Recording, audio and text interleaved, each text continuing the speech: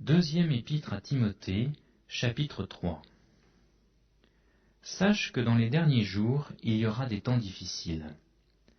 Car les hommes seront égoïstes, amis de l'argent, fanfarons, hautains, blasphémateurs, rebelles à leurs parents, ingrats, irréligieux, insensibles, déloyaux, calomniateurs, intempérants, cruels, ennemis des gens de bien, traîtres, emportés, enflés d'orgueil, aimant le plaisir plus que Dieu, ayant l'apparence de la piété, mais reniant ce qui en fait la force. Éloigne-toi de ces hommes-là.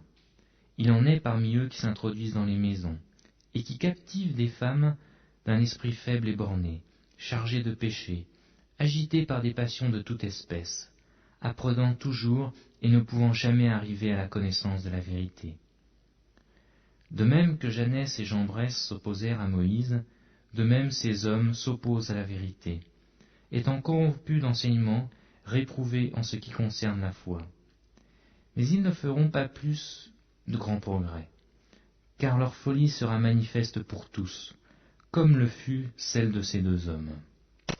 Pour toi, tu as suivi de près mon enseignement, ma conduite, mes résolutions, ma foi, ma douceur, ma charité, ma constance, mes persécutions, mes souffrances.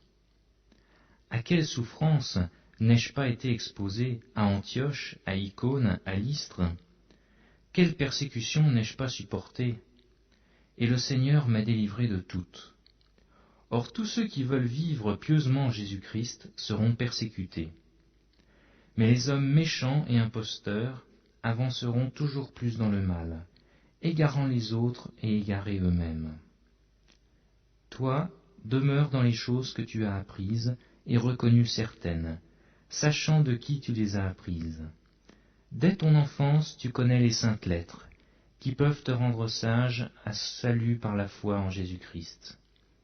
Toute l'écriture est inspirée de Dieu, et utile pour enseigner, pour convaincre, pour corriger, pour instruire dans la justice, afin que l'homme de Dieu soit accompli et propre à toute bonne œuvre.